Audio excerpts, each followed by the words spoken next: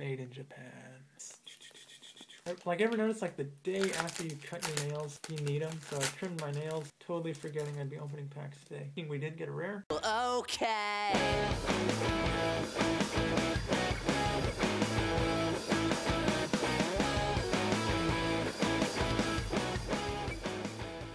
So far, with every single set that's been released, my local places have gotten them in a day early. So this is actually Friday, and we've already got this guy, DMR 05, Episode 2's debut set, Golden Age. Last time I showed you this, it's a full set spoiler.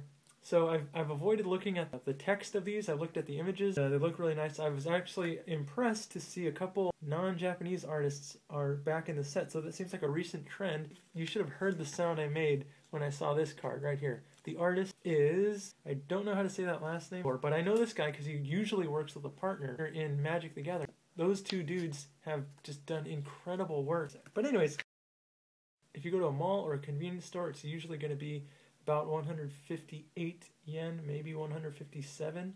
But if you go to an actual card shop, you get these guys for 150 yen each. It looks like there are 40 commons, 30 uncommons, 30 rares, 10 very rares, very rare, 7 super rares, super rare, and there are three victory rare cards, which is kind of funny. Bought 6 packs. Why, Rokumai? Because usually when a new set, a mainline set comes out, there's usually some sort of campaign going on. So you buy 6 packs, you get a free, the Kira Golden Paku. So in here is going to be 1 random promo card, and those are the potentials in here. Several mode changes. Emergency Typhoon, so Emergency Typhoon. Got Fairy Life, Zabi Kuro, that's Deadly Fighter Braid Claw. Same exact card except he's black and he's also an alien. So that guy's really good. I played a rush deck in a tournament. Really fast deck. You got red, you got black, and you've got green. All these 1-drops coming out of nowhere. Pretty nutty. So now you can get a mode change version of that. So you got Kaiza Zak, which maybe is named for Zach Hill from Wizards of the Coast. I feel like they're naming cards after Wizards of the Coast members. Maximum the Max, maybe that's named after Max McCall. Kaiza Zak, maybe is named after Zach Hill. Zach Hill, I believe, worked on Duel Masters. I think they send like newer members of Wizards of the Coast to start off on Duel Masters and other properties, and then they work their way up to Magic. Pafwa Rodeore. So I don't know what those cards are, but why don't we open some packs, shall we? Do you think I should give away some packs maybe at like a contest? I kind of want to, but subscriber base isn't really there yet, is it? So anyways, let's open the pack. By the way, this is how you open packs. Earth Power, just like that. Super simple. I call it the spine technique. We'll check this guy out. This is a Leviathan, 7,000, 5 cost, water, blocker, can't attack. Bing. The 4 cost, black. It's an alien head read. Blocker, can't attack. Cool. When this creature blocks, your opponent chooses a card and discards. Oh, cool. Zenith Puran, Zenith Plan? That's interesting. The more expensive cards go to your hand, and the cheaper ones go to your mana zone, helping you get to a position where you can actually play those expensive cards you just drew. I think it's a little pricey, but again, all this sort of stuff, you're going to be probably building a deck with more expensive cards, so you can get your Gachinko Judge going on. Seeing some synergy there. 4 cost, spell, light, battle zone yaru, aita no creature o nimai. Okay, cool. So tap up to 2 of your opponent's creatures, then you can reveal a creature that costs 7 or higher from your hand. If you do, your opponent's tapped guys don't untap at the start of their next turn. That's pretty cool. So this is clearly a set about really expensive stuff, obviously centering around Zenith creatures and stuff. And it looks like the magic threshold is 7 costs. So in Magic the Gathering, during Scourge, they had like a big mana cost matters theme, and the cutoff there was 6. But in Duel Masters, I guess because it's a little easier to get stuff into mana, it looks like they're upping it to 7. Got another uncommon, a 6 cost blue card, water, sorry, used to Magic here. This is an Earth Eater. It's a hunter. Got hunting. Great effect. 4,000. So the hunters can really rack up. Okay, so when this creature dies, return it to your hand instead. That'd be a pretty annoying creature to deal with because hunting really adds up fast. Got 3 commons, 2 uncommons, no rares. It's a drawback of Duel Masters. It's a super cheap game, but you only get 5 cards per pack, and you're not guaranteed a rare. But on the flip side, sometimes you'll get a super rare and you'll get a rare as well, which is kind of funny. Gaudaman, which is Guardman, it looks like. So it's a 4,000 for 4. A hunter, that's very nice. He's a red hunter. Red hunter is especially nice because red has a lot of love for hunters. You could probably juice this guy up pretty easily. Okay, so Guardman. When your other creatures are attacked, you may tap this guy. If you do, the attack instead attacks this guy. This guy's a 2 for 1,000. He's a liquid people hunter, and he does hunting. Nice. Don't knock the 2 for 1,000. That's actually pretty good. And he's a hunter, so you get a quick hunter. You up your hunter count for hunting. So this guy could probably get pretty fierce pretty fast. He's the blue version of that one red hunter. Oh, check that out. Boom, mode change. Whoa, check that out. You can really see the glow there. In episode 1, all the mode change had like crosses.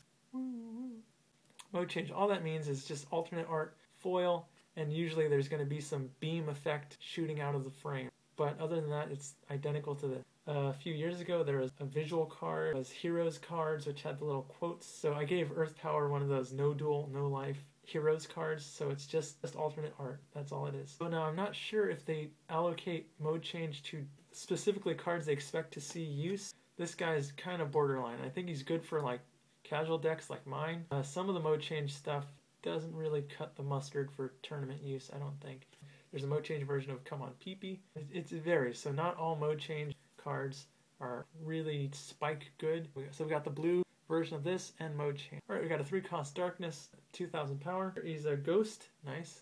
Very unusual race there, ghost. Okay, so it looks like your opponent's spells cost 1 more for every spell in their graveyard. This could really hurt your opponent because it comes out on turn 3. They'll either have to waste spells dealing with this guy. As they spend their spells early, like their discard spells and all that sort of stuff, they're just going to accumulate in the graveyard and they're just going to keep getting more and more expensive. Interesting early pressurizing card. Oh, cool. Look at that art. Look at that art. Cities on pumpkins. See that? Okay, we got a shield trigger, 6 cost. So I'm expecting some nice, powerful, natural snare sort of ability here.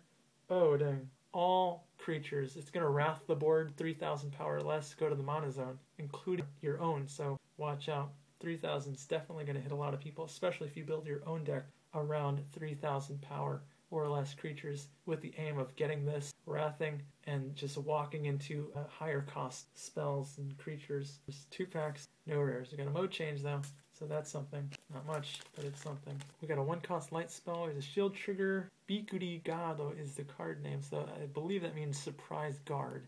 If this pops out, it's gonna just make all your dudes blockers, so that could really wreck your opponent. Like there's a 1 ninja card, Light Fang something, and he makes one of your guys a surprise blocker. This guy makes your entire team a blocker until your next turn begins. Ah, yes, nice. Our first Dream Mate. I've always wanted to get some Dream Mates. I even went so far as to buy individual Dream Mates just for the card art. There's some cards I bought individuals for the card art. It's like this dude, this is by Akifumi Yamamoto, and this dude is just great. I love the style, the thick outline. This is by Dustmoss. This is the first card I bought just for the art. Look at that. We got a 4-cost Dream Mate shield trigger creature. That's very nice. 2,000 power.